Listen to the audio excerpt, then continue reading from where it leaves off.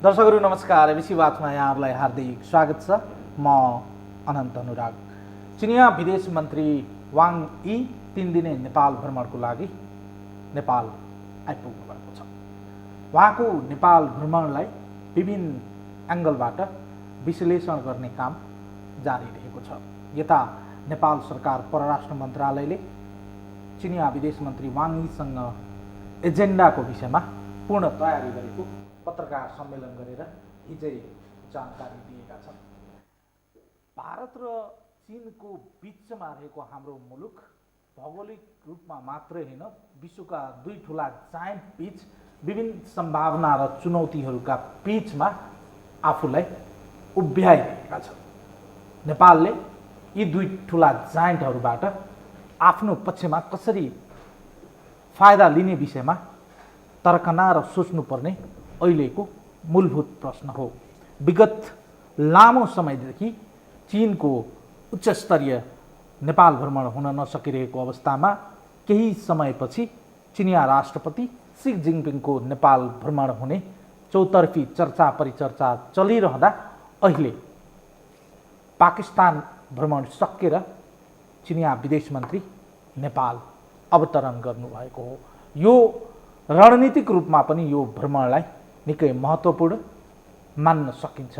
अन्य एजेन्डाहरूका विषयमा त भोलिका दिनमा खुल्दै जालान्, तर यसको सम्भावना, चुनौती र अवसरको विषयमा कुराकानी गर्नुपर्ने आवश्यकता देखिन्छ। हामी खोतल्ने प्रयास गर्नेछौँ।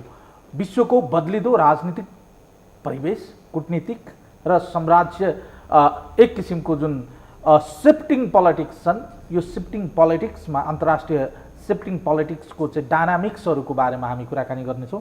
हामीसँग 2 जना अन्तर्राष्ट्रिय मामिलाका जानकारहरू हुनुहुन्छ।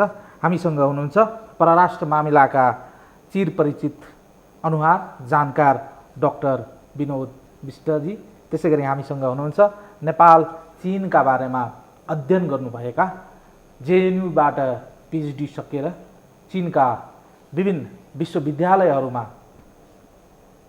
क्लास लिँदै आउनुभएका र नेपालमा त्रिभुवन विश्वविद्यालयको अन्तर्राष्ट्रिय अध्ययन विभागमा समेत प्राध्यापन क्षेत्रमा अहिले आबद्ध हुनुहुन्छ डाक्टर प्रमोद जयसवालजी। 2 जनालाई कार्यक्रममा स्वागत गर्छु। तपाईँ 2 जनालाई कार्यक्रममा स्वागत गरेँ। धन्यवाद। म विनोद सरबाट सुरु गरेँ। विनोद सर, एकदमै सरसर्ती आम नजरले हेरौँ पहिला, अनि त्यसपछि अरू चाहिँ डाइनामिक्समा कुरा गरौँला। एज अ नेपाली 2टा ठुलो देशको बिचमा बसिरहँदा भारतका नेताहरू, उच्चस्तरीय ठुला नेताहरू आउने जाने एउटा स्वाभाविक प्रक्रियाको रूपमा हामी लिइराखेका हुन्छौँ। तर चीनको एङ्गलबाट हेर्दा एउटा उच्च स्तरको भ्रमण, त्यसमा पनि चिनिया कम्युनिस्ट पार्टीको 7 उच्च नेताहरूमध्ये 1 जना चाहिँ वाङ यी आफै र एकदमै प्रभावशाली नेताको रूपमा चिनिनु हुने र विदेश मन्त्री स्वयं भएको हैसियतले उहाँको यो भ्रमणलाई चाहिँ सरस्वती रूपमा हेर्दा चाहिँ हामी कसरी चाहिँ यसलाई हेर्दैछौँ? अब यो धन्यवाद। सबभन्दा पहिले त भारतबाट चाहिँ अलि यो भिजिटहरूको फ्रिक्वेन्सी बढी भएको र चीनबाट चाहिँ साह्रै कम भयो भन्ने कुरोमा जाउँ। अब भारत र नेपालको सम्बन्ध त्यो नाकाबन्दीपछि अलिकति खराब भएको त त्यो तथ्य नै हो, साँच्चै कुरा हो। त्यसलाई बनाउनलाई भारतले अलिकति पहल चाहिँ बढी नै गर्नुपर्ने अवस्था पनि थियो र मोदीजीको 2 पल्टको सरकारमा उहाँ चाहिँ बहुमतबाट आउनुभएको र अहिले पनि उहाँ चाँडै नै आउने भन्ने एउटा त चलि नै राखेको छ। अब जहाँसम्म चीनको सवाल छ, यो अहिले आउनु लागेको परराष्ट्र मन्त्रीजी जो हुनुहुन्छ, उहाँ परराष्ट्र मन्त्री मात्रै नभएर चाहिँ स्टेट काउन्सिलर पनि हो। पुरानो भएको हुनाले उहाँको लेभल चाहिँ परराष्ट्र मन्त्री मात्रै नहेरिकन, जस्तो पहिला एउटा चाहिँ याङ जिचे के भन्ने आउनुभएको थियो, त्यस्तै त्यो चाहिँ अलिकति हायर लेभलको हो त्यो स्टेट काउन्सिलर भनेको। र अब प्रश्न के आउँछ भने 2 देशको बिचको मन्त्री स्तरीय बैठक यो नियमित कुरा हो, यो भइरहने कुरा हो। अब हाम्रो यहाँ चाहिँ अलिकति नेपालमा यो करिब 1-1.5 वर्षदेखि नै हामी चाहिँ चीनको राष्ट्रपतिलाई बोलाउन आतुर छौँ भनेको छ। कहिले के भनेको छ, कहिले के भनेको छ, त्यो आफ्नो ठाउँमा ठिकै छ, आफ्नो ठाउँमा त्यो।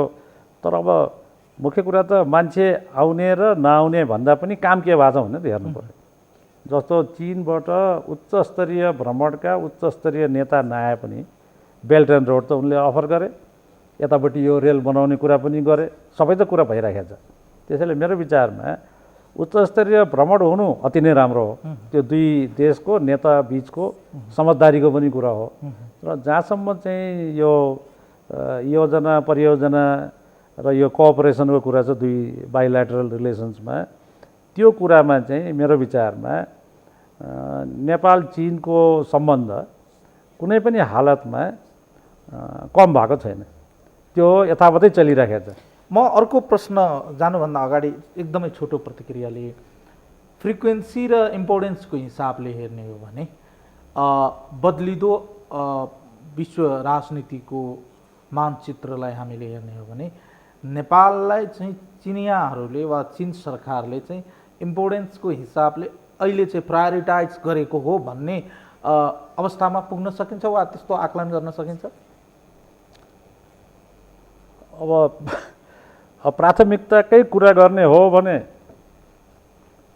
अब जस्तो भनौँ, अब एउटै कुराले भनौँ न, जस्तो अब केरुङबाट काठमाडौँ रेल ल्याउने भन्ने कुरा यदि चिनियाले नेपाललाई प्राथमिकतामा नराख्या भए जुन ठाउँमा हामी आफै पनि भनिराखेका छौँ त्यहाँ चाहिँ हाम्रो चाहिँ ट्रेडको चाहिँ केही उनै छैन भने त्यति एक किसिमले व्हाइट एलिफेन्ट जस्तो कुरा हुन जान्छ र चिनियाले ग्रान्टमा नदिएर लोनमा दिने हुँदाखेरि त्यत्रो भार थ्याक्न सक्छ र भनेर हाम्रै मान्छेहरू पनि धेरै कुरा गरिरहेका छन्।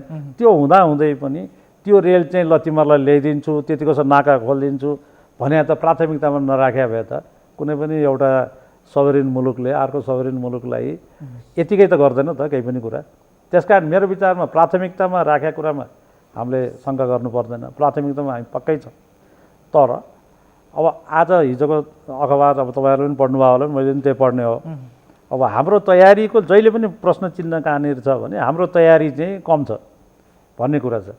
अब उतापट्टि अहिले त्यो नरुला त्यो के अरे त्यो नाका छ नि, त्यो नाकामा चाहिँ उतापट्टिबाट जम्मै भएर चाहिँ त्यो भन्सार र चाहिँ उसको चाहिँ अध्यागमनको बन्न लागिसक्यो भन्छ, हाम्रोपट्टि केही पनि छैन भन्छ। त्यहीँकै चाहिँ लोकल रिप्रेजेन्टेटिभ पनि भनिरहेको छ यो गर्नु पऱ्यो है, चाँडै गर्नु पऱ्यो भन्दा। त यो के हुन्छ, दुई देशको बिचको सम्बन्ध कसरी अगाडि बढ्छ भने दुईटैले म्याचिङ एक्टिभिटी अगाडि सार्नु पऱ्यो। ओके, वेल म अर्को प्रश्नमा आउँछु।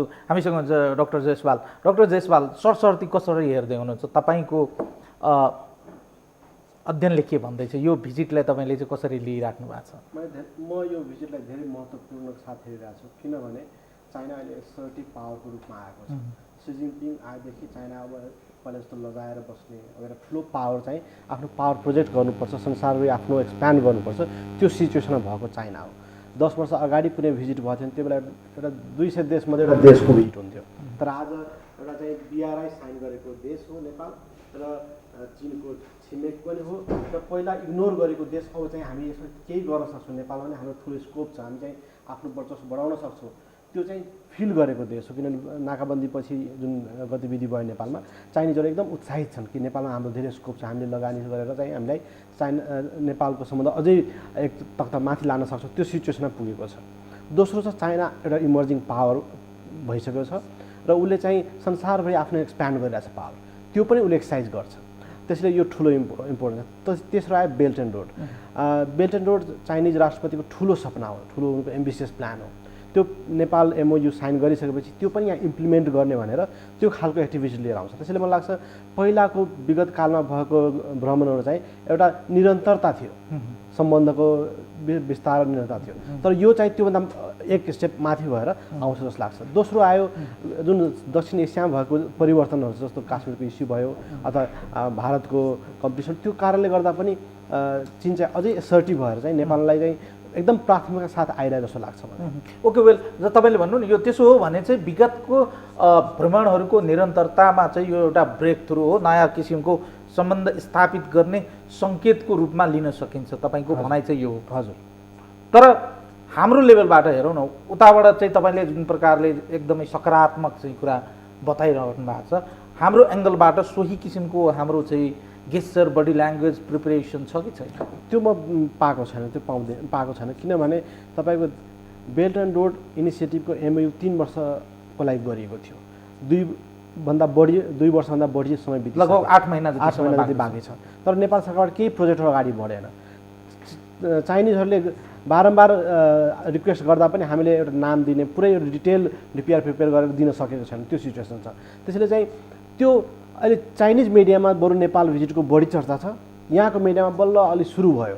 के हस्तार गर्छौँ अथवा कस्तो खालको गतिविधि हुन्छ, हामी के कुरामा कोअपरेट, त्यो केही नेपालबाट अहिलेसम्म क्लियरली आएको छैन। हामी कुन कुन इस्युमा चाहिँ चाइनिजसँग अगाडि बढ्छौँ, किनभने चीन ठुलो देश हो, उसको लागि नेपाल त इम्पोर्टेन्ट छैन, तर नेपाललाई त ठुलो इम्पोर्टेन्स हो।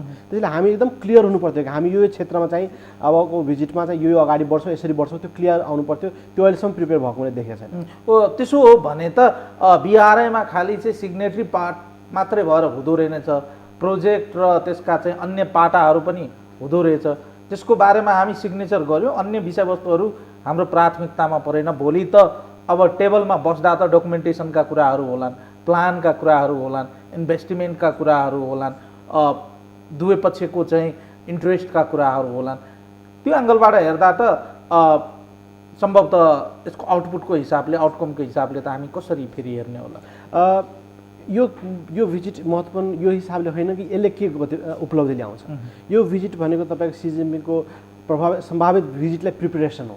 त्यसैले चाहिँ अहिलेको प्रिपेरेसन नहुँदा पनि चाइनिजहरू चाहिँ लागेर त्यसमा के गर्ने भने अगाडि चाहिँ बेसरी पुस गरेर ल्याउन सक्छ। त्यसैले सबभन्दा मेन हो कि तपाईँको सी जिनपिङको भिजिट जुन ओके वेल, तब यो बुझौँ हामी सी जिनपिङको भिजिटको बारेमा मिडियामा आएको अपुष्ट खबरको चाहिँ यो चाहिँ पुष्टि गर्नको लागि चाहिँ वाङ यी चाहिँ नेपाल आउनुभएको हो, यसरी बुझ्दा हुन्छ हामीले? पुष्टि र तयारीको लागि। डाक्टर साहब, तयारीको कुरा के अरे डाक्टर जयसवालले चाहिँ उठाउनुभयो। तयारीको हिसाबले जहिले पनि हाम्रो पक्ष कमजोर नै रहन्छ। अब डिल गर्छौँ हामी एउटा ठुलो जायन्टसँग, हामी चाहिँ द्विपक्षीय कुरा गर्छौँ एउटा ठुलो जायन्टसँग, तर तयारी चाहिँ हाम्रो फितलो भइरहँदा हामी चाहिँ जहिले पनि चाहिँ टेबलमा बसेर एउटा नाम मात्रको सिग्नेटरी पार्ट हुने वा कुनै चाहिँ एउटा सानोतिनो चाहिँ प्रोजेक्टहरूमा चाहिँ हस्ताक्षर गर्ने, गिभ एन्ड टेक, ग्रान्टको एसिस्टेन्टका कुराहरू गर्ने, तर त्यसको चाहिँ कार्यान्वयनको पक्ष त फेरि अन्त्यमा गएर चाहिँ कार्यान्वयनको पक्षमा चाहिँ चिनियाहरू वा इन्डियनहरूले हेर्ने भनेकै त्यसको इम्प्लिमेन्टेसन पार्ट हो सबैभन्दा पहिलो। अब त आँखा अन्य पार्टमा त अन्य प्रोजेक्टहरू, अनगोइङ प्रोजेक्टहरूको बारेमा त रिभ्यू र त्यसका बारेमा चाहिँ हुने कुरा त स्वाभाविक हो, तर मेजर अहिलेको चाहिँ पार्ट भनेको BRI-को जुन हामी कुरा गरिराखेका छौँ, BRI-को विषयमा कुरा उठ्ने बित्तिकै नेपालले चाहिँ त्यहाँ के प्रेजेन्ट गर्ने? अनन्तजी, यो बारेमा अघिल्लोपल्ट तपाईँले मलाई बोलाउँदाखेरि मैले एउटा शब्द प्रयोग गरेको थिएँ, तपाईँले हो र यो त अहिले मैले त्यो अलिकति स्केप्टिसिजम छ होला चाइनिजमा पनि भनेर भनेको थिएँ त्यति बेला। किनभने क्राइसिस अफ कन्फिडेन्स नभने पनि कन्फिडेन्स लेभल चाहिँ त्यति माथि उठ्न सकेको छैन, त्यति बेला कुरा गरेँ, आजभन्दा 1-1.5 वर्ष अगाडि कुरा गरेँ। अब यो के छ भनेदेखि मुखले भन्ने र काम गर्ने त फरक फरक कुरा भयो। अब BRI-मा हामी मेम्बर हुने भन्ने बित्तिकै BRI-का के अवयवमा हामी कहाँ जाने, हाम्रो प्रायोरिटी के हो, र प्रायोरिटी मात्रै भनेर भएन, हाम्रो बजेटरी चाहिँ क्यापेसिटी के छ। किनभने सबै कुरो उसैले गरिदियोस् भनेर हामी चुप लाएर बसेर त हुँदैन त। आज पनि मैले बिहान पढ्दाखेरि के देखेँ भने चीनबाट चाहिँ यो चाहिँ के अरे यो पेट्रोलियम सामग्री या अरूहरू ल्याउँदाखेरि कर कुरा उठायो, फेरि आज पनि लेखेको छ फेरि। अब कर त उनको आफ्नो कर, अब कि त भन्नु पऱ्यो कि हाम्रो गभर्मेन्टले त्यसलाई करै नलिकन सट्टा ल्याउने भन्नु पऱ्यो, त्यो कुरा त होइन, त्यो अलिकति अस्पष्ट छ लेखेको चाहिँ, त्यो अखबारमा लेखेको चाहिँ त्यसरी छ। तर BRI-को खासमा उद्देश्य मैले बुझेअनुसार चाहिँ यो चाहिँ इन्फ्रास्ट्रक्चरलाई स्ट्रेन्थन गर्ने, चीनको आफ्नो जुन चाहिँ बेल्ट एन्ड रोड त्यो नामै त्यही छ, त्यसको साथसाथमा वरपरका कमजोर मुलुकहरू, डेभलपिङ कन्ट्रिजहरूलाई पनि उनीहरूले त्यो पनि स्ट्रेन्थन गरून्। किनभने भोलि गएर लगानी गर्ने भए पनि, व्यापार गर्ने भए पनि इन्फ्रास्ट्रक्चर बलियो छैन भने त त्यो त हुँदैन दुइटै कुरा। त्यस कारण चाहिँ यसमा चाहिँ हामीले जोड दिने भनेको अहिले 2-3वटा बाटोको कुरा लेखेको छ, ट्रान्समिसन लाइनको कुरा भएको छ, त्यो कुरा ठिक हो, तर अब हामी प्राथमिकतामा छ भनेपछि त एउटा इन्टिग्रेटेड रूपमा जानु पर्यो। मैले यही बिचैमा तपाईँले एउटा पोलिटिकल क्वेसन सोधेँ। बिआरआई भनेको देशकै हाम्रै लागि भनौँ न समष्टिगत रूपमा मुलुककै आवश्यकता हो भने चाहिँ पोलिटिकल सहमति पनि त चाहियो होला नि। सबै चाहिँ हामीले एकरूपता चाहिँ हाम्रो पोलिटिकल पार्टिजहरू बिचमा पनि एक किसिमको चाहिँ सहमतिको वातावरण बनेको त देखिन्न। कम्तीमा न्यूनतम सहमति त बन्नु पर्थ्यो नि, बनेको पनि देखिन्न। न्यूनतम सहमति बन्नको लागि फेरि अब म र मै जस्ता मान्छेलाई गाली गर्छु, सो कल्ड इन्टेलेक्चुअल्सहरू, उनीहरूले कन्फ्युजन क्रिएट गर्यो। केमा कन्फ्युजन क्रिएट गर्यो भने त्यो रेलकै कुरा गरौँ फेरि, गयो ब्याक टु रेल। रेल किन, त्यसले कसरी चाहिँ त्यो त्यत्रो पैसा चाहिँ अरबौँ खरबौँ रुपियाँ खर्च गरेर त्यसले रिटर्न कसरी दिन्छ? हामीसँग त सामानै छैन पठाउने, उताबाट त आउला रे, यताबाट जाने सामानै छैन, उनै छैन, केही नै छैन भनेपछि इज इट वर्थ भाइ भन्ने कुरा यो बिआरआईको विरोधीहरूको पनि त्यही कुरा हो। त्यसमा हाम्रो चाहिँ यहाँको दिग्गजहरूले पनि त्यही कुरा उठाएर बस्यो। क्वेसन के आउँछ भने नेपालको सार्वभौम सत्ता र चाहिँ स्वतन्त्रताको लागि बिआरआई भने अस्ति नै पनि मैले भने हो, यो एकदमै नभई नहुने कुरा हो। यो रेल चाहिँ हामीले बुझाउन नसकेको हो त डाक्टर साहब। जस्तै बिआरआई प्रोजेक्ट हो वा स्ट्राटेजी हो, यो दुईटाको बिचमा चाहिँ हामी आम देशका जनतालाई पनि पोलिटिकल लिडरसिपलाई पनि हामीले यो कुरा चाहिँ बुझाउन नसक्यौँ वा हामी नबुझेको। हामीले बुझाउन नसके। यो प्रोग्राम हो, प्रोजेक्ट भने त इन्डिभिजुअल भयो, यो प्रोग्राम हो, ओभरअल प्रोग्राम हो। प्रोग्रामभित्रको प्रोजेक्टहरू यिनीहरू हुन्। यो रेल भनेको पनि प्रोजेक्ट हो, यो ट्रान्समिसन लाइन यिनीहरू प्रोजेक्ट हुन्। त्यसैले अघि मैले के भने इन्टिग्रेटेड रूपमा जानु पर्यो। जे गरे पनि हामीले यता बाटो बनाउने हो भने बाटो सँगसँगै ट्रान्समिसन लाइन पनि आउनु पर्यो, अथवा जे त्यहाँ पोसिबल छ। त्यस कारण चाहिँ त्यो किसिमले हामीले गऱ्यौँ भने हामीलाई पनि त्यो अनुसार हुन्छ। र एउटा उहाँ हाम्रो डाक्टर साहबले भनेको एउटा कुरा मैले पिकअप गरिदिए मात्रै हो कि हाम्रो मिडिया पनि अलिकति बायस जस्तो लाग्यो मलाई। किनभने आज चाहिँ मिस्टर वाङ यी फरेन मिनिस्टर आउनेमा अब त्यो बाहिरपट्टि चाहिँ के त्यो खबर छ, जस्तो मैले 2-3वटा अखबार हेर्दाखेरि उसको फोटो भइकन आउनुपर्ने हो नि त। यदि हामीले महत्त्व दिए भए यहाँका चाहिँ ब्रडसिट भन्छ जुन दिनका दिन निस्किने अखबारहरूमा छैन त। हिजो एउटा सानो कुनामा हालेका थिए 1-2वटाले, आज त छँदै छैन, अगाडि छँदै छैन, भित्रपट्टि लगाएर हालेछ भने अब हाम्रो मिडियाले पनि कसरी चाहिँ त्यो चाहिँ न्याय गर्यो त? यो चाइनिज परराष्ट्र मन्त्रीको नेपाल भिजिटलाई त त्यो त यदि उहाँले भने जस्तो हो यति महत्त्वपूर्ण यति ठुलो कुरा हो भने त त्यो अनुसार ट्रिट पनि त गर्नु पर्यो नि हामीले। खोइ त त्यो बारेमा छैन।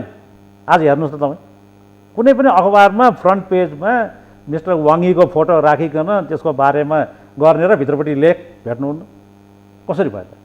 भनेपछि अलिकति चाहिँ हाम्रो चाहिँ अब दोषी चस्मा हो कि के हो थाहा छैन, त्यो हेर्ने हाम्रो चाहिँ अलिकति त्यो पनि अलिकति मेच्योर हुनु पर्यो। आई थिङ्क यो त नेसनल एन्डेभर हो क्या। यस, ओके वेल। डक्टर जयसवाल, मैले उहाँको बिचैबाट चाहिँ एउटा त्यही प्रश्नभित्रै मैले चाहिँ क्वेसन चाहिँ फेरि झिकेँ। आज होलमा हेरौँ हामी होइन, केही दिन अगाडि मात्रै भारतीय विदेश मन्त्रीको नेपाल भ्रमण भयो। त्यसपछि चाहिँ अहिले चाहिँ मिस्टर वाङ यी नेपाल आउँदै हुनुभएको छ। कतिपय मिडियामा कन्टेन्टको रूपमा चाहिँ भेट्यो, यो काउन्टर भिजिटको रूपमा पनि विश्लेषण गरेको देखियो। यसलाई काउन्टर भिजिटको रूपमा चाहिँ हेर्ने चस्मा वा आँखाहरूलाई चाहिँ हामीले चाहिँ के भन्न सक्छौँ वा त्यस्तै हो त? हेर्नुहोस्, सबभन्दा प्रथम कुरा के हो भने हाम्रो मिडियालाई इन्टरनेसनल अफेयर्सको धेरै कुरा थाहा हुँदैन। मिडियालाई मात्र होइन, ओभरअल नेपालीलाई थाहा हुँदैन। तपाईँलाई एउटा इक्जाम्पल दिन्छु। इन्डियन फरेन मिनिस्टर आउँदा हाम्रो सरकारले चाहिँ संविधान दिवसमा मोदीलाई इन्भाइट गर्नुभयो होइन, तपाईँहरूले पढ्नुभयो होला। त्योभन्दा 2 दिन अगाडि मोदीको अमेरिका भिजिट फिक्स थियो भनेपछि उहाँ आउन सक्नुहुन्न नि। यही मिडियाले फोली के भन्छ, मधेसको कारण अथवा संविधानमा सपोर्ट नगरेर उहाँ आउनु भएन भनेपछि आफैले एउटा विश्लेषण गर्नुहुन्छ यथार्थभन्दा धेरै टाढा, किनभने इन्फर्मेसन छैन। त्यस्तै भइरहेको छ धेरै कुरा। सबभन्दा पहिला बिआरआई जाउँ। बिआरआईको बारेमा नेपालमा ज्ञानै छैन अहिले। धेरै कमलाई अलिकति बिआरआईको बारेमा थाहा छ र त्यही आर्टिकललाई अर्कोले पढेर अर्को प्रड्युस गर्छ, उसले प्रड्युस गर्छ। भनेपछि बिआरआई सबभन्दा पहिला बुझ्नु जरुरी छ। बिआरआई भनेको के हो? बिआरआई किन ल्यायो? सी जिनपिङले बिआरआई चाहिँ नेपाललाई फाइदा गर्न ल्याएको होला, चाइनाले ल्याएको हो नि त। त्यसैले सबभन्दा पहिला बुझ्नु जरुरी छ BRI भने के हो, किन सी जिनपिङले ल्यायो। तपाईलाई थाहा छ चाइनाको इस्टर्न कोस्ट डेभलप छ, साङ्घाई, ग्वाङ्जाउ, सेन्चेन, हङकङ त्यो पार्टहरू डेभलप छ। वेस्टर्न पार्ट र साउदर्न पार्ट तिब्बतहरू सिन्जियाङ डेभलप छैन, तर चाइनालाई डेभलप गर्नु पर्यो।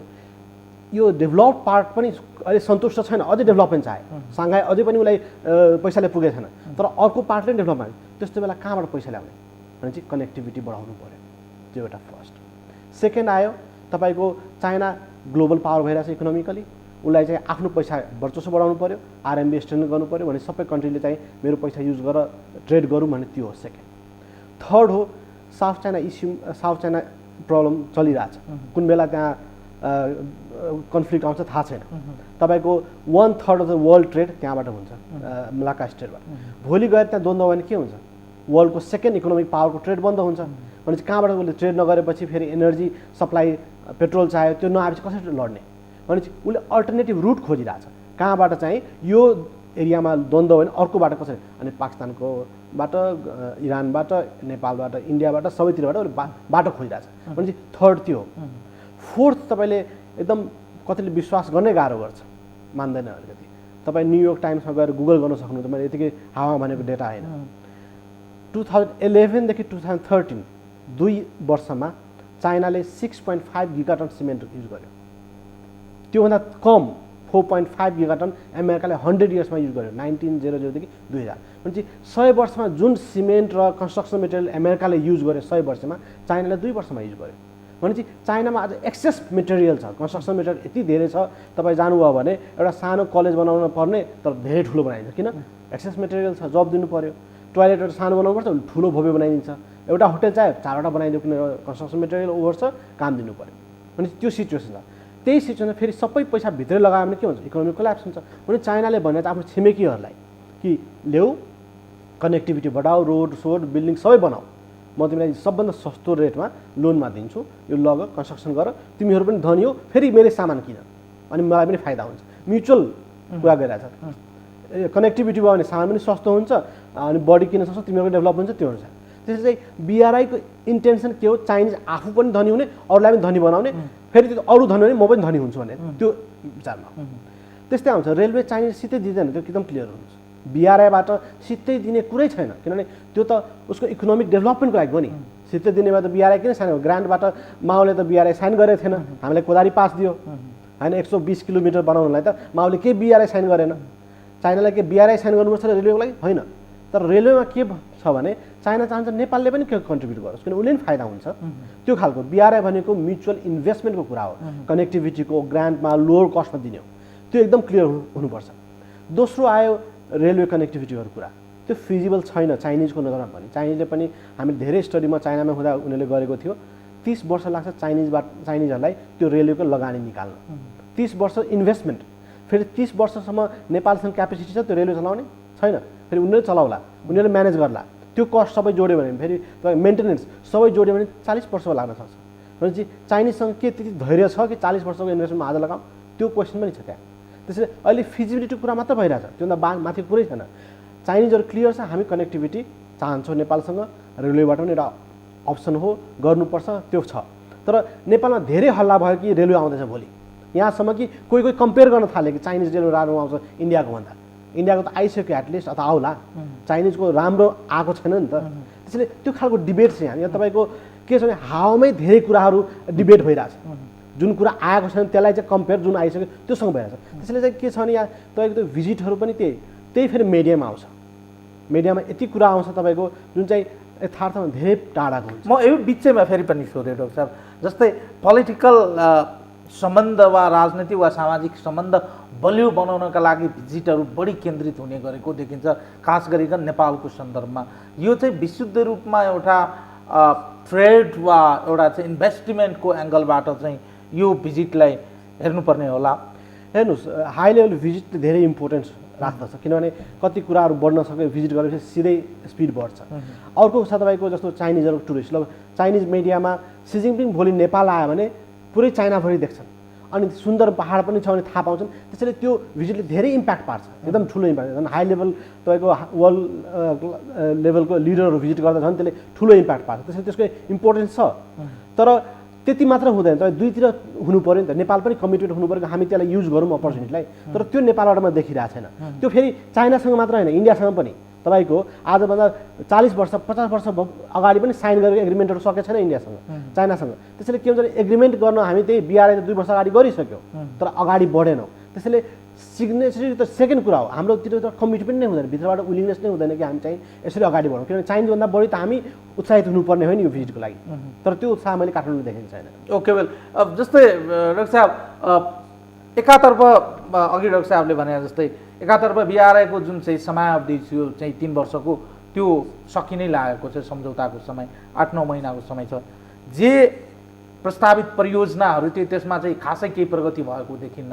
अब यहाँबाट चाहिँ फेरि नयाँ तरिकाले चाहिँ जे प्रस्तावहरू हिजो अगाडि सारिएको थियो ती प्रस्तावहरूमा चाहिँ पुनर्विचार गरेर नयाँ तरिकाले सोचेर अगाडि बढ्नुपर्ने अवस्था हो नेपालको तर्फबाट, नेपालको आँखाबाट हेर्दा। यसको भित्री सरकारी तथ्याङ्क या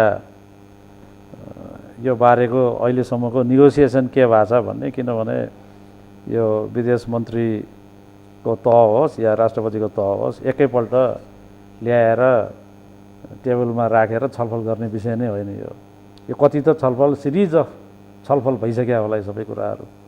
तर यो अखबारमा आज हिजोको हेर्दाखेरि के देखियो भने प्रोसेस र प्रोसिज्योरहरूको जस्तो अस्ति नै एकपल्ट त्यही ट्रान्जिटको पनि कुरा निस्किएको थियो नि, ट्रान्जिटको प्रोटोकल किन सही भएन भन्दाखेरि त्यसको धेरै अवयव छन्, त्यो सबै मिलाएपछि मात्रै गर्ने भने जस्तै अब यो प्रोजेक्टहरू पनि बिआरआई अन्तर्गतका प्रोजेक्टहरू नेपालले स्वीकार्नको लागि त्यसलाई अब के कसो गरेर कसरी लिएर जाने के गर्ने भन्ने कुरामा छलफल हुन्छ भनेर त्यहाँ लेखिया देखिन्छ।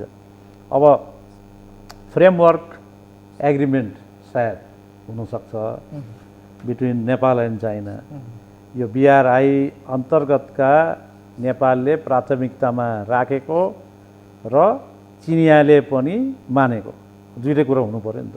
हामीले मात्रै प्राथमिकता राखेर भएन त, दुईटैले चाहिँ गरेको कमन इन्ट्रेस्टका जुन कुरा छ, अब यहाँ हामी भन्छौँ नि म्युचुअल इन्ट्रेस्ट म्युचुअल बेनिफिटका जुन किसिमका परियोजना योजनाहरू छन् तिनलाई चाहिँ अगाडि कसरी लिएर जाने, यो अहिले 2-2.5 वर्ष गयो भनेर जुन हामी कुरा गऱ्यौँ त्यसलाई पनि मेकअप गर्ने र अलि फास्टर ट्र्याकमा लानलाई त्यो विषयमा उहाँहरू छलफल गर्नुहोला भन्ने हामीले आशा गर्न सक्छौँ। अब ट्रस्टकै कुरा गरौँ न अलिकति डाक्टर साहब। जस्तै एउटा चाहिँ दुई देश बिचको सम्बन्ध भनेको विश्वासमा आधारित सम्बन्ध हो। करेक्ट। जुनसुकै कुरा गरे पनि सामाजिक आर्थिक राजनीतिक वा तपाईँ जुनसुकै लेभलको इन्भेस्टमेन्टको लागि आदि इत्यादि जे कुरा गरे पनि ट्रस्टकै कुरा गर्ने हो भने अहिले हाम्रो सरकार स्थायी सरकारको रूपमा रहिरहँदा एउटा एक किसिमको विश्वासको वातावरण बन्नुपर्ने आवश्यकता देखिन्छ।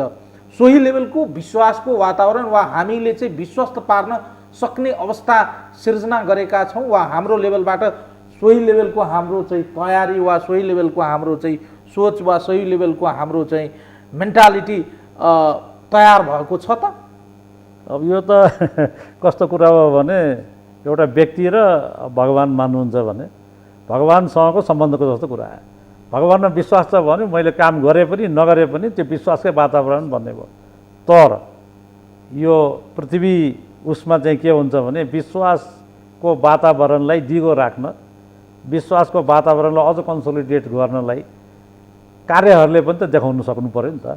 विश्वास त छ तपाईँको र मेरो बिचमा, तर अब जुन काम गर्छौँ भन्दा हामी अगाडि बढाएको छौँ केही पनि नगरेर बसिरहने होइन। विश्वास सधैँ छ नि, हामी गरिहाल्छौँ नि। डिप्लोमेसीमा तपाईँहरू भन्नुहुन्छ मुखले बोलेर चाहिँ विश्वासको वातावरण भनिसकेपछि विश्वास गर्ने वातावरण बनाइसकेपछि त्यसको एक्सनहरूले चाहिँ त्यसलाई जस्टिफाई गर्छ नि त। एक्ज्याक्टली। त्यो एक्सन त त्यसैले त एक्सन चाहिँ ल्याक अफ एक्सन भयो भने त्यो विश्वासमा त खडेरी आउन सक्छ नि त। विश्वास त हो हामी राम्रो मित्र हो, दुईजना नेपाल चीनलाई राम्रो मित्र हो, हामी एक अर्कालाई साथ दिन्छौँ, एक अर्काको उ गर्छौँ भनेर सबै कुरा गरे तापनि जब यो चीनको ठुलो अघि उहाँ डाक्टर साहबले भन्नुभयो जयसवालजीले कि यो सी जिनपिङ राष्ट्रपति सी जिनपिङको एउटा ठुलो परिकल्पना र एउटा ठुलो परियोजना हो। यो संसारलाई नै एक किसिमले ओगट्ने किसिमको, र यसमा चाहिँ उसले चाहन्छ कि चीनले चाहन्छ नेपालले पनि साथ दियोस् भनेर। नेपालको साथ भला एकदम मार्जिनलै किन नहोस्, तैपनि उसलाई त चाहिएको छ नि त सबै वरपर छिमेकीदेखि लिएर अघि उहाँले भन्नुभयो नि यो चाहिँ अल्टरनेट रुट पनि खोजिराखेको हो कि यसो हो कि उसो हो कि त्यो आफ्नो ठाउँमा छ। त्यसकारण चाहिँ नेपालले यो उनको ठुलो अभियानमा नेपाल चाहिँ साँच्चीकै संलग्न छ र साँच्चीकै यसमा चाहिँ मिलेर जान तयार छ भन्ने कुराको के एउटा इन्डिकेसन त जानु पऱ्यो नि त। त्यो भएन भने विश्वास कसरी रहन्छ? विश्वास त होला, ल नेपालले मलाई खराब गर्दैन भने म विश्वास यदि गलत छु भने मलाई सच्याउनु होला। भन्नुहोस्। म एकदमै सपाट एउटा लेम्यानको भाषा प्रयोग गरेर बुझेँ। परराष्ट्र मन्त्री याङ आउँदै हुनुहुन्छ, उहाँलाई हामीले विश्वस्त पार्न सकेनौँ प्रोग्राम वाइज, एजेन्डा वाइज र यहाँको चाहिँ बडी ल्याङ्ग्वेज वाइज भने भोलिका दिनमा चाहिँ सी जिङपिङको भनौँ न अनौपचारिक प्रस्तावित भिजिटलाई पनि असर पार्ने सम्भावना त जिउका त्यो जीवित छ। त्यो हदसम्म त नजाउँ, त्यो हदसम्म त म जान्न। अब मैले अघि नै भने यो एकैपल्ट चाहिँ परराष्ट्र मन्त्रीको स्तरको बैठक, त्यो पनि दुई देशको बाइल्याटरल रिलेसन्सको विभिन्न आयाममा छलफल गर्ने भने त्यो आउट अफ ब्लू र ओभरनाइट हुने कुरा होइन। यो पुरा कसरत पछिको कुरा हो। यो बिचमा भइराखेको छ, गभर्मेन्ट दुइटै गभर्मेन्टले गरिरहेको छ। गरिसकेर कुन कुन चिजमा गर्ने कुन कुन चिजमा नगर्ने भन्ने कुराको चाहिँ त्यो पोटली लिएर परराष्ट्र मन्त्री आउनुभयो होला। अब यहाँ आएर त्यो विश्वस्त हुने र नहुने भन्ने कुरा त यतिले भएन। अब अफकोर्स यो 3 वर्ष पुगेर यो म्याच सकिने भने त म्याच त बढ्छ नै, त्यो म्याचको त प्रब्लम भएन। हो, विश्वासले त्यति मात्रै गराउन सक्छ। यो जुन हाम्रो नेपाल र चीनको विश्वासको आधारमा, विश्वासको कारणले त्यो 3 वर्ष फेरि अर्को बढ्न सक्ला। तर योजना परियोजना यदि अगाडि बढेन भने त अभियसली डिसपोइन्ट हुने भयो। एउटा ठोस, म अगाडि बढ्नुभन्दा फेरि पनि एउटा ठोस र एउटा उपलब्धिमूलक अवस्था सिर्जना नभएसम्म चाहिँ सी जिङपिङको नेपाल भ्रमणलाई चाहिँ अपेक्षित रूपमा चाहिँ हामी हेर्न सक्ने अवस्था छ। किनभने पहिलो कार्यकालमा त यो चर्चाकै विषय रहेनन्। अन्तिमतिर चाहिँ हामीले चाहिँ आइदिएको भए हुन्थ्यो भने अपेक्षा राख्न थालेका थियौँ। पहिलो कार्यकाललाई त हामी काउन्टै गरेनौँ। दोस्रो कार्यकालको सुरुवातदेखि नै एक किसिमको चाहिँ सी जिङपिङको नेपाल भ्रमण गराउनुपर्छ भने चाहिँ सरकारी स्तरबाटै नै यो कुराहरू आए। बुद्धिजीवी बौद्धिक जगतमा पनि यो कुराहरूको अवस्था सिर्जना भयो। 4-5 पटक भारतीय प्रधानमन्त्रीजीको नेपाल भ्रमण भइसकेपछि चीनबाट पनि उच्च स्तरीय भ्रमण होस् भने अपेक्षा राख्नु स्वाभाविक थियो। योभन्दा अगाडि तपाईँलाई राम्ररी थाहा थियो 2011-12मा चाहिँ तत्कालीन चाहिँ चिनिया प्रधानमन्त्री बेन जियाबाओको चाहिँ 5 आवर्सको नेपाल चाहिँ ट्रान्जिट भिजिटको रूपमा चाहिँ हामीले देख्न पायौँ। अहिले पनि त्यस्तै कुरा त छ। यसमा यस्तो छ, हेर्नुहोस्, यो नेपाल र चीनको सम्बन्ध भने नेताको भन्दा पनि पिपुल टु पिपुल रिलेसनसिप भनेर उनीहरूले पनि जोड दिएछ। हामी पनि त्यही हिसाबमा बसेछौँ। हामी बर्डर त जोडिएको छ नै, हाम्रा मान्छेहरू उता जाने, उनका मान्छे यता आउने र पहिलादेखिको ट्रेड यताउता सबै छ। त्यो यो पिपुल टु पिपुल रिलेसन्सलाई यति सानातिना कुरा, यो जुन प्रोजेक्टका कुरा अघि तपाईँले सोध्नुभयो नि त, यो प्रोजेक्ट हो कि प्रोग्राम हो कि के हो भनेर यति सानातिना कुराले खलल पार्दैन। त्यो पिपुल्स टु पिपुल रिलेसनको स्ट्रेन्थ अर्कै हुन्छ। यो सरकारले ठिक छ, सरकारले चाहिँ अब आओस् भनेर मुखले त भनिराखेको छ, त्यसअनुसार कार्यक्रम बनाइदिनु पऱ्यो, त्यसअनुसार उसले वातावरण तयार गरिदिनु पऱ्यो। वातावरण तयार गर्ने भने के भने कमसेकम चाहिँ उहाँको राष्ट्रपति यहाँ आउने बेलासम्म मानिलिउँ, अहिलेकै हिसाब गऱ्यो भने त्यो चाहिँ मलाई व्यक्तिगत हिसाबमा चाहिँ मलाई त्यति ठिक म मान्दिनँ। अर्को ठाउँमा गएको बेलामा त्यहाँबाट यहाँ आउने भन्ने त्यो त चिनियाको कुरा हो नि, चिनिया सरकारको, चिनिया राष्ट्रको, चिनिया नेताको कुरा हो। कहिले आउने उहाँ? डिसेम्बरमा आउने हो कि नोभेम्बरमा आउने हो कि अथवा अर्को साल जनवरीमा आउने हो? त्यो मतलबको कुरा होइन। हामीलाई के भने एउटा हाई लेभल भिजिट चाहिएको छ। त्यो हाई लेभल भिजिट आयो भने एउटा चाहिँ यो नेपाल र चीनको सम्बन्ध अझ बृहत हिसाबमा जान्छ भन्ने कुरा मात्रै हो। अब त्यहाँ इन्डिया आएको बेलामा यहाँ आऊ अथवा पाकिस्तान गएको बेलामा यहाँ आऊ भन्ने त्यो चाहिँ के भने त्यो चाहिँ त्यो कोही मेरो हिसाबमा है, व्यक्तिगत हिसाबमा त्यो सही कुरा होइन। त्यसरी त्यो हामीले भन्नु, अब त्यहाँ त पोलिटिक्स पनि छ, स्ट्राटेजी पनि छ, सारा कुछ छ। अब नेपाल र के अरे चाइना र इन्डियाको बिचको त्यो अलगै होला। जस्तो वुहानमा पहिला भएको भने जस्तै अहिले के मल्लपुरम यता चेन्नईमै हुने भनेको, त्यसमा अर्कै नै किसिमको चाहिँ सोच होला, अर्कै स्ट्राटेजी होला। अर्कै चाहिँ गोल छ होला, अर्कै एम्स होला। अब त्यसमा ल्याएर नेपाललाई पनि जोडेर नेपाल पनि छिर्दियो भने त हामी आफैले छोटाउन खोजिरहेको छ भिजिट।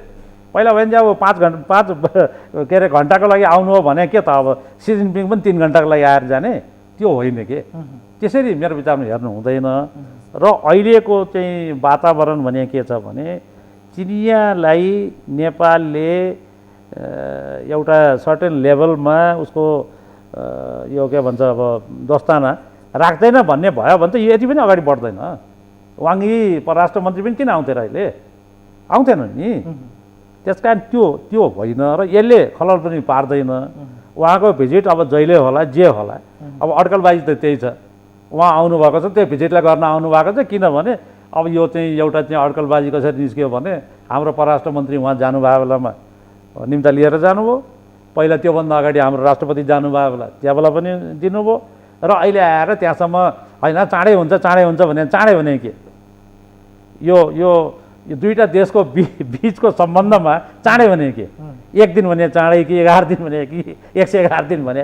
त्यसैले मेरो विचारमा चिनियाँ उच्च स्तरीय नेताले भ्रमण गर्ने कुरामा मेरो विचारमा हामी आश्वस्त हुन सक्छौँ। अब समय के छ ऊ के छ त्यो त अब उहाँहरू आउने कुरा आयो नि त, हाम्रो जाने कुरा त होइन नि त। त्यसैले यसमा चाहिँ मेरो विचारमा यो अहिलेको चाहिँ भिजिट परराष्ट्र मन्त्री बिचको भिजिटमा मानिलिउँ यो कमी कमजोरी, हाम्रो तयारीको कमी कमजोरी वा हामी स्पष्ट हुन नसकेको प्रोजेक्ट या प्रोग्राममा भए तापनि भिजिट चाहिँ हुन्छ। Okay well. डाक्टर जयसवाल, अब त्यसो हो भने चाहिँ यो कार्यकालमा सी जिनपिङ नेपाल आइसकेपछि यसपछिको फर्दर रिलेसनको जुन पाटो छ, जुन चाहिँ तयारी छ, जुन चाहिँ हाम्रो एक्टिभिटी छ, यो कुराहरू पनि यो सँगसँगै आउँछ होला नि त? हजुर, मलाई लाग्छ हजुरले भन्नुभयो नि जस्तो प्रिपरेसन राम्रो छ भने असर के पर्छ। आई थिङ्क प्रिपरेसन राम्रो भयो भने छोटो हुन्छ तर भिजिट स्योर हुन्छ। प्रिपरेसन राम्रो भयो भने हामीले जति उपलब्धि हासिल गर्न सक्छौँ चीनबाट त्यति सक्दैनौँ। तर केही न केही हामी जरुर गर्छौँ, किनभने नेपाल सरकारले पनि केही नगर्नेर बसेको छैनन्। केही न केही हामीले सोचे जस्तो अथवा हाम्रो एक्सपेक्टेसन बढी होला तर उनीहरू पनि प्रिपेयर गरिरहेछन्। मलाई लाग्छन् 2-3वटा कुराहरू जस्तो तातो पानी र केरुङको नाकाहरू चाहिँ कसरी सुचारू गराउने त्यो कुरा अगाडि बढ्छ होला। तपाईँको बाटोघाटो कनेक्टिभिटी जुन रोडको छ, रेलवेको टाइम लाग्ला, रोडको त टाइम नलाग्ला, त्योहरूमा अगाडि बढ्छन् होला सायद। मैले आज मात्र चाइनिज मिडियामा के पढेँ भने चितवनमा चाहिँ इन्डस्ट्रियल पार्क स्टार्ट गर्ने सुरु गर्ने त्यो कुराहरू आउँछन्। त्यसैले सानो सानो प्रोजेक्टहरू आउँछन्। तपाईँको बिआरआईकोबाट तपाईँको डिफ्रेन्ट हाम्रो मिनिस्ट्रीसँग कोलबेट गरेर एजुकेसनको सेक्टरमा, रिसर्चको भयो, कमर्सको सबै सेक्टरमा केही न केही हुन्छन्। यति मात्रै हामीले भन्न खोजेँ कि केही ठुलो चीनबाट हामी धेरै ठुलो हासिल गर्न सक्छौँ त्यो प्रिपेयर हामी छैनौँ भन्ने खोजेको हो। तर केही न केही उपलब्धि हुन्छन् मलाई लाग्छ त्यसकोबाट। र चिनियामा पनि त्यो छ जस्तो नेपालमा हामी केही गर्नुपर्छ। चाइनिजहरूले पनि सिके केही यहाँ भएको कति प्रोजेक्टहरू राम्रोसँग चलेन त्यो कुराहरू। चाइनिज प्रोजेक्ट पनि जस्तो रिकन्स्ट्रक्सनको कुराहरू एकदम स्लो चलिरहेको छ। भने त्यो भिजिट भएपछि किन भयो त? नेपाल सरकारले पनि राख्न सक्छन्, उताबाट पनि केही गतिविधि छ भने त्यसलाई रिजल्भ गरेर रिकन्स्ट्रक्सन कुराहरू स्पिड बढ्न सक्छ, त्यो हुनसक्छ। त्यसैले तपाईँको यो भिजिट त्यसरी सकारात्मक हेर्नुपर्छ र महत्त्वपूर्ण मैले मानेको छु यसलाई। एउटा चाहिँ पाटो चाहिँ कतिपयले चाहिँ यस्तो पनि भने 3 दिनको विदेश मन्त्री वाङको नेपाल बसाइले चाहिँ राजनीतिक रूपमा चाहिँ अलिक बढी सघन रूपमा चाहिँ खुलेर चाहिँ द्विपक्षीय वार्ताहरू, भेटघाटहरू र विषयवस्तुहरू चाहिँ टेबुलेसन भएर चाहिँ छलफल हुनेछन्। हजुर, त्यो खास सी जिनपिङ आएपछि त्यो छलफल गर्ने हो, त्यो इम्प्लिमेन्ट गर्ने हो। सबै प्रिपेयर त उहाँले गर्ने हो नि त। उहाँ त राष्ट्रपतिको भिजिटको तयारी भनेपछि कुन गर्न सकिन्छ, कति गर्न सकिन्छ सबै उहाँले गरेर जाने हो। सी जिनपिङको बेलामा सिधै गएर त्यो इम्प्लिमेन्टेसन अथवा एग्रिमेन्ट साइनर हुने अगाडि बढ्ने हो। प्रिपरेसन भनेको सी जिनपिङ आफै बसेर सबै गर्ने होइन। नेपाल पनि त्यसै चाइनाको लागि एकदम ठुलो इम्पोर्टेन्स राख्दैन। त्यसैले चाहिँ हाम्रो लागि वाङ भिजिट एकदम इम्पोर्टेन्ट हो। हामी यदि चाहिँ राम्रोसँग प्रिपरेसन भयो भने, हामीले मल्टिपल प्रोजेक्टमा अगाडि बढ्यो भने, केही उपलब्धि हासिल गऱ्यो भने त्यो हाम्रो लागि धेरै उपलब्धि पर्नु हुनसक्छ।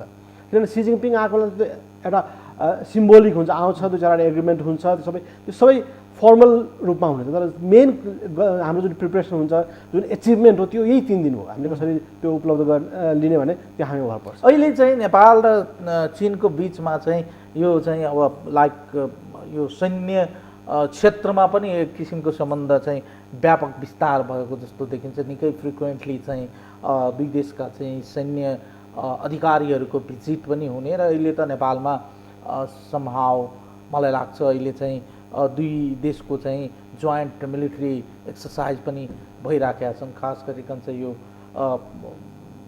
आतङ्कवाद सम्बन्धी विषयवस्तुलाई लिएर यो सबै भइरहँदा चाहिँ समष्टिगत रूपमा चाहिँ हामीले केलाउने यसको जिस्टमा चाहिँ पुग्नुपर्ने चाहिँ विषयवस्तुहरू चाहिँ के हो त फेरि? हेर्नुहोस्, चाइनिजहरूले अरू देशसँग इन्गेज गर्ने 4 स्टेप हुन्छ। चाइनिजहरू सबभन्दा पहिला के गर्छ भने इकोनोमिक इन्गेजमेन्ट गर्छन्, व्यापार गर्छन्, ट्रेड गर्छन्। त्यो स्टेप अझै राम्रो प्रोजेक्ट त्यसपछि इन्भेस्ट गर्छन्। नेपालमा गर्न सुरु भयो, पहिला इकोनोमिक इन्गेजमेन्ट थियो, अब इन्भेस्टमेन्ट पनि गर्न थाले। थर्ड हुन्छ तपाईँको डिफेन्स कोअपरेसन। त्यो तपाईँले भन्नुभयो जस्तो दुई देशको मिलिट्रीमा तपाईँको नेपाल आर्मीलाई सहयोग दिने, टाइम टाइममा मिलिट्री एक्सर्साइज गर्ने, त्योहरू भइरहेछ। अब आयो पोलिटिकल एडभाइस, त्यो पनि गर्न थालिसक्यो। नेपालमा चिनियाले चाहिँ टाइममा त तिमीहरू यसरी हिँड्न त सजिलो हुन्छ, यसरी हिँड्यो भने तिम्रो देश विकास हुन्छ। हामीले पढ्ने गरेको छौँ कि कम्युनिस्ट पार्टीहरूलाई मिलेर जाऊ भनेर पनि भनेको थिएँ। कहिले कहिले चाहिँ इन्डियासँग सम्बन्ध राम्रो राखौँ भने चाहिँ त्यो 4वटै स्टेज चाइनाले चाहिँ नेपालमा पार गरिसक्यो। भनेपछि नेपाल र चाइनाको रिलेसन एकदम टपमा पुगिसक्यो। अब त्यहाँ धेरै इम्प्रुभ गर्ने के पनि छैन। अब त्यसलाई कसरी अगाडि बढाउने, यही 4वटा सेक्टरलाई कसरी स्ट्रेन्थन गर्ने, स्पिड गर्ने मात्र बाँकी छ। त्यसैले नेपाल र चाइनाको रिलेसन एकदम टपमा छ। तपाईँ म फेरि पनि तपाईँले सोधेँ, तपाईँ धेरै चाहिँ चिन बस्नुहुन्छ, कलेजहरूमा जानुहुन्छ, युनिभर्सिटीहरू जानुहुन्छ, कसरी हेर्दै हुन्छ चिनिया आइजले चाहिँ नेपालको चाहिँ तपाईँले भन्नुभयो नि एउटा लेभलमा त पुगिसक्यो, तर फर्केर हेर्दा रिभ्यू गर्दा चाहिँ कसरी हेर्दा रहेछ त हामीलाई प्रोग्रामको एङ्गलबाट, पोलिटिकल एङ्गलबाट वा अन्य एस्पेक्टबाट चाहिँ कसरी हेर्दा रहेछन्? किनभने इन्टरनेसनल प्लेटफर्ममा त हेर्दा चाहिँ चीन र इन्डियाको त एउटा भूमिका देखिन्छ। तिनीहरू चाहिँ एकअर्कालाई त फेरि त्यही कुन ठाउँमा कस्तो रोल गर्नुपर्ने उनीहरूको चाहिँ कहिले चाहिँ नजिक पनि देखिन्छ, कहिले टाढा पनि देखिन्छ, कहिले आफ्नो स्ट्यान्ड चाहिँ क्लियर गरेर बसेको देखिन्छ। तर जब चाहिँ नेपालको सन्दर्भमा भने त एक अर्काप्रति यसो चाहिँ कड्के नजर लाएर त हेरिराखेका हो कि जस्तो गरी पनि देखिन्छ। उनीहरूको आँखाबाट हेर्दा चाहिँ चिनिया इन्टेलेक्चुअलको आँखाबाट हेर्दाखेरि, डिप्लोमेट्सको आँखाबाट हेर्दा चाहिँ कसरी हेर्दा रहेछन् त हामीलाई? हेर्नुहोस्, चीनले नेपाललाई एकदम सकारात्मक रूपमा एउटा फ्रेन्डली नेबरको रूपमा हेर्छ। तपाईँको चीनले चाहिँ नेपाल चाहिँ गौतम बुद्धको देश हो, सुन्दर छ, पहाडहरू छ, त्यो सुन्दरता छ भनेर त्यसरी चिन्छन्। हाम्रो छिमेकी, राम्रो सम्बन्ध भएको र सुन्दर देश। त्यसैले चाहिँ वाटरको ह्युज रिसोर्सेसहरू छ। त्यसैले नेपाल चाहिँ एउटा सुन्दर, एकदम राम्रो हाम्रो छिमेकी र ठुलो इन्भेस्टमेन्टको अपर्च्युनिटी भएको देश हेर्दछ। दोस्रो कुरा चाहिँ तपाईँको सेक्युरिटी सेक्टरले चाहिँ तिब्बत भएकोले नेपाललाई धेरै इम्पोर्टेन्स दिएको छ।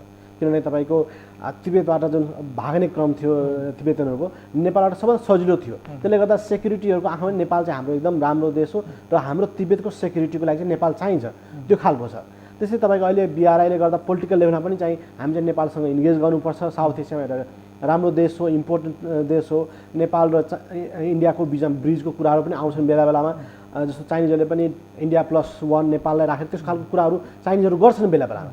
ट्राइलेटरलको कोअपरेसनको कुराहरू आउँछन्। त्यसैले चाहिँ पहिलाको भन्दा अहिले चाइनिजले चाहिँ नेपाल बुझिसकेको, पहिला बुझेकै थिएन, अलिअलि एउटा फर्मल रिलेसन थियो। तर अहिले नेपालको अपर्च्युनिटी थाहा छ उनीहरूलाई, नेपालको इन्भेस्टमेन्ट अपर्च्युनिटी छ। तपाईँको त्यो उनीहरू चाहिँ बाहिर घुम्न चाहन्छन्, नेपाल चाहिँ पोटेन्सियल टुरिज्म डेस्टिनेसन हुन सक्छन् इन्भेस्टमेन्ट सँगसँगै। त्यो कुराहरू सबै बुझेको देश हो। तर सँगैसँगै नेपालमा समस्या पनि छ, त्यो पनि अहिले बुझेको। पहिला त्यो थाहा थिएन नेपाललाई, चाइनिजहरूलाई नेपालमा इन्भेस्टमेन्ट प्रब्लम थाहा थिएन। अब थाहा छ। तपाईँको चाइनिजको ठुलो 2टा ठुलो हाइड्रो पावर प्रोजेक्टमा प्रब्लम आयो। त्यसले चाहिँ कहाँ प्रब्लम त्यो स्टडीहरू गरिरहेछन् चाइनिजहरू। किनभने चाइनिजहरू केही गरेपछि अगाडि बढ्छ, त्यसले राम्रोसँग गर्न चाहन्छन् र त्यो प्रोसेस हामीले देखिरहेको छौँ चाइनिजको कुरा गर्दा। होइन, हामीले त्यो प्रब्लमलाई रिजल्भ कसरी गर्ने, त्यो कुराहरू बढिरहेछन् उनीहरूले। समस्या छ, समस्याको समाधान कसरी निकाल्ने, त्यही कुराहरूलाई मलाई लाग्छ उहाँले चाहिँ बेसरी कोट्याउनुहुन्छ यहाँ आउँदा। ओके, वेल जस्तै डक्टर विष्ट बारम्बार उठ्ने गरेका एउटा प्रश्नको चाहिँ मैले यो सोध्न कति उचित हुन्छ थाहा छैन, तर सोध्न मन लाग्यो मलाई। पछिल्लो समय एउटा चाहिँ टर्मिनोलोजीले एकदमै ठाउँ पाएको देखियो। नेपालको सन्दर्भमा राखेर कुरा गर्दा चाहिँ 2टा ठुलो जायन्ट दुई साइडमा बसिरहँदा त्रिपक्षीय सहकारीको बारेमा चाहिँ यति बेला चाहिँ वाङ आफै नेपाल आइरहनु हुँदा उठाउन सक्ने र यो विषयवस्तुहरूलाई लिएर चाहिँ भोलिका दिनमा अब भारतसँग पनि जोइन्टली बसेर यो विषयवस्तुहरूलाई चाहिँ रेल सञ्जालकै कुरा गर्ने वा सीमा सडककै कुरा गर्ने हो भने यो त्रिपक्षीय रूपमा चाहिँ वार्ताहरू केन्द्रित हुन सक्ने र अलिकति दीर्घकालीन रूपमा यो प्रस्ताव आउन सक्ने सम्भावना रहन्छ कि रहन्न? मेरो विचारमा अहिलेको परराष्ट्र मन्त्रीको भिजिटमा यो कुरा उठाउनु त्यति उचित हुँदैन। नेपालले चिनिया आफैले उठाएर त्यसमा सहभागी हुनु अर्कै कुरा हो, तर यो के भने बाइल्याटरल भिजिट हो, नेपाल र चीनको सम्बन्धको कुरा हो। त्यो सम्बन्धमा अघि छलफल भए जस्तै कतिवटा गाँठा छन् भने ती गाँठालाई फुकाउनको लागि के गर्नुपर्छ भन्नेमा एउटा आयाम चाहिँ सायद त्यो त्रिपक्षीय पनि गर्न मिल्छ कि या हुन सक्छ कि भन्ने सोच हो। तर त्यो बारेमा नेपालले भारतसँग पनि कुरा गर्नुपर्छ यो गर्नुभन्दा अगाडि, किनभने नेपालमा बिचमा चाहिँ ल अब हामी तीनटा मुलुक मिलेर यसरी गरौँ भनेर त्यो भन्नु त्यो डिप्लोमेटिक उसभित्र पनि पर्दैन र नेसनल इन्ट्रेस्टमा। तर मैले यो प्रश्न किन सोधेँ भने सम्भावनाको कुरा न हो। जस्तै चिनिया राष्ट्रपति चाहिँ लगभग चाहिँ अक्टोबर नोभेम्बरको बिचमा चाहिँ भारत भ्रमण गर्ने चाहिँ स्केड्युल छ। सम्भवतः जुन अहिले हामी कुरा गर्दैछौँ उहाँ भारतबाट चाहिँ फर्किँदै गर्दा चाहिँ नेपाल आउने कुरा चाहिँ हाम्रो चाहिँ हामीले चाहिँ अनुमान गरेको अनि इन्टरनेसनल मिडियाले एज्युम गरेको कुरा हो। उहाँ भारतमा चाहिँ भारतीय प्रधानमन्त्री मोदीजीसँग भेटघाट गरेर चाहिँ नेपाल आउने भन्दा अगाडि जुन प्रकारको मोदीजीसँग जुन लेभलको भेटघाट हुनेछन् त्यसपछि नेपाल जान्छु भनिसकेपछि सम्भवतः ओपन फ्लोरमा कुरा नभए पनि क्लोज रूपमा त यो कुराहरू त सम्भावित रूपमा, किनभने दुईटैको सेक्युरिटी कन्सर्न र दुईटैको चाहिँ यहाँ चाहिँ एउटा चाहिँ स्ट्राटेजिक एउटा चाहिँ प्लेसको रूपमा त दुवै देशले त हामीले हेरिराखेका छन्। सम्भवतः आन्तरिक रूपमा अब कतिपय विषयवस्तुहरू त फेरि त्यही रूपको चाहिँ पेचिलो विषयवस्तुहरू त छन् नि, जुन विषयवस्तुहरू त हामीले अहिलेसम्म इन्टरनेसनली चाहिँ कुनै ठाउँमा चाहिँ उठाउनै पाएका छैनौँ नि त। त्यही कारणले गर्दा चाहिँ यो विषयवस्तुहरू महत्त्वको हिसाबले चाहिँ रणनीतिक हिसाबले पनि कति चाहिँ वेटेज राख्छ होला भनेको तपाईँको प्रश्न अलि मलाई स्पष्ट त भएन।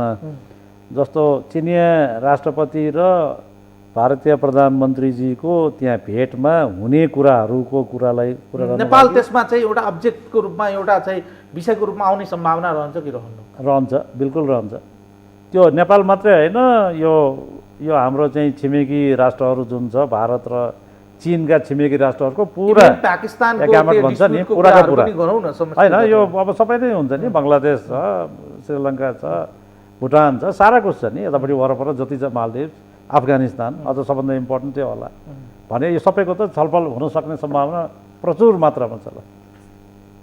नेपालको विषय आउने बित्तिकै चाहिँ त्रिपक्षीय कुरा चाहिँ स्वाभाविक रूपमा रहन्छ, त्यसो भए अझै पनि हामी अनुमान गरौँ। त्रिपक्षीय त भएन, दुईजनाले मात्रै कुरा होइन, तर भोलिका दिनमा चाहिँ ल नेपालको कुनै इस्यु आयो भने अब त्रिपक्षीय रूपमा यसलाई चाहिँ हामीले चाहिँ हेर्नुपर्ने हो र तिनै पक्ष बसेर यसको चाहिँ एउटा चाहिँ वाइड रेन्जमा यसको सोल्युसनको वा यसको चाहिँ दीर्घकालीन समाधानको बाटोमा जाने हो कि भन्ने होइन, त्यो त आवश्यकै भयो अनन्तजी। किन भन्दाखेरि एकचोटि यहाँ खबर आयो कि चिनियाले बनाएको हाइड्रो पावरलाई इन्डियाले किन्दैन भनेर आयो, यहाँ आयो, बहुत आयो।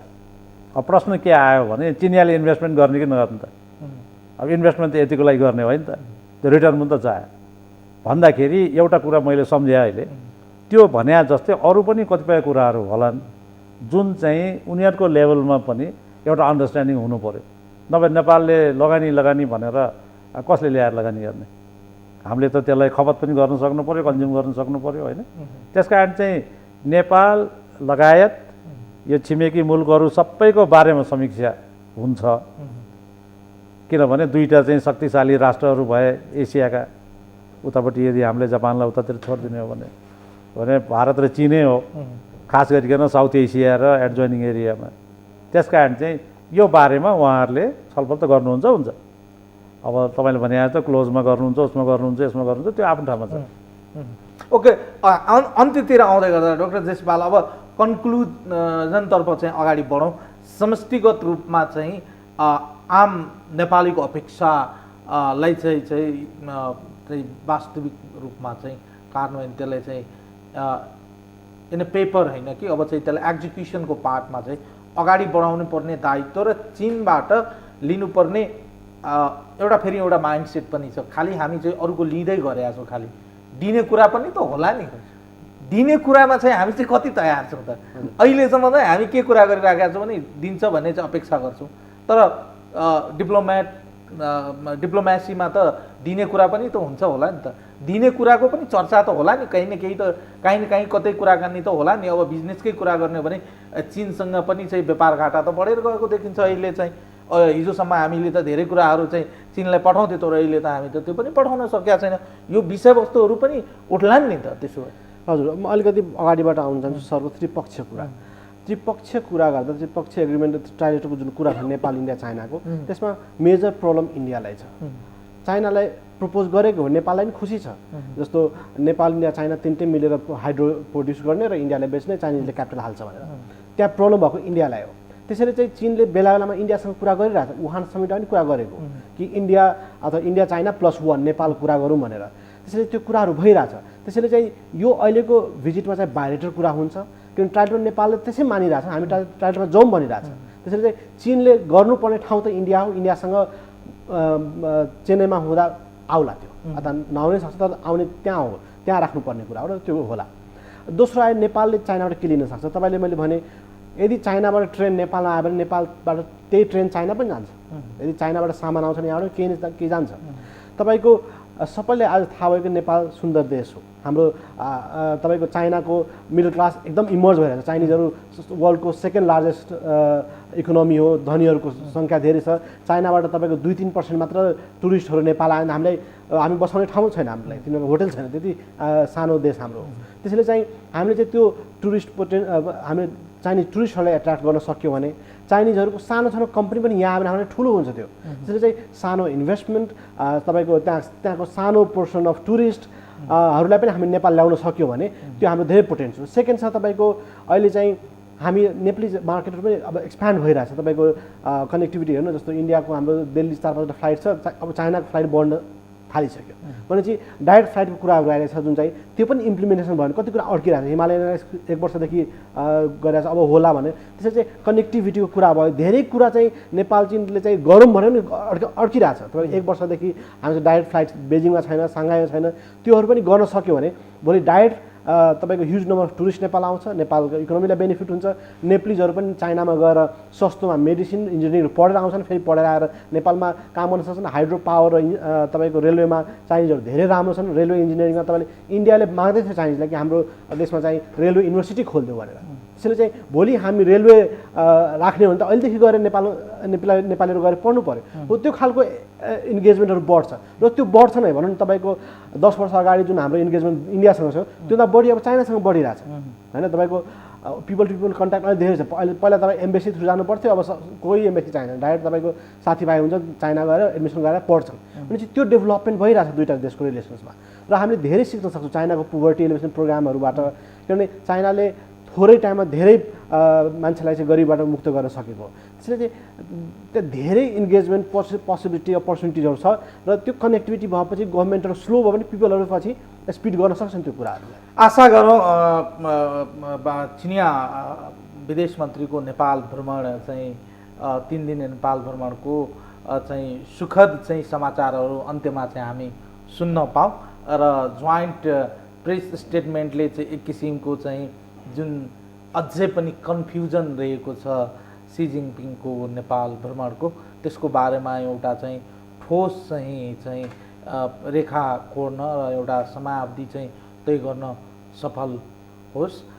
सम्भवतः आन्तरिक रूपमा चाहिँ केही दिन अगाडि मैले चाहिँ व्यक्तिगत रूपमा चाहिँ र केही एजेन्सीहरूबाट थाहा पाएँ उच्च स्तरीय चिनिया सेक्युरिटीका अधिकारीहरू पनि नेपाल टोलीका सुरक्षा टोलीका व्यक्तिहरू पनि नेपालमा आएर सुरक्षाको चाहिँ चुनौतीको बारेमा चाहिँ मूल्याङ्कन गरेर त्यसको चाहिँ बारेमा चाहिँ गोप्य अध्ययन गरेर फर्केको अवस्था छ। तसर्थ आशा र अपेक्षा हाम्रो जीवित रहेको छ र एउटा नजिकको मित्र देशको हैसियतले चाहिँ हाम्रो त अतिथि देवो भव, हामी त हाम्रो मूल मन्त्र नै हो, हामी स्वागत गर्नलाई तयार छौँ र नेपालले लिनुपर्ने फाइदाको लागि चाहिँ नेपाली पक्ष चाहिँ तयार हुनुपर्दछ। केवल मुखले बोलेर भएन, अब डकुमेन्टेसन तयारीको लेभलमा, प्रोजेक्ट र प्रोग्रामको लेभलमा, इन्भेस्टमेन्ट र ट्रेडको लेभलमा पनि त्यो कुरा देख्नुपर्दछ। आजको बहसको लागि आभार प्रकट गरेँ। धन्यवाद। ल धन्यवाद। धन्यवाद। दर्शकहरू, आजको लागि यो संवाद यति नै। सम्पूर्ण युनिटलाई मैले पनि बिदा दिनुहोस्। नमस्कार।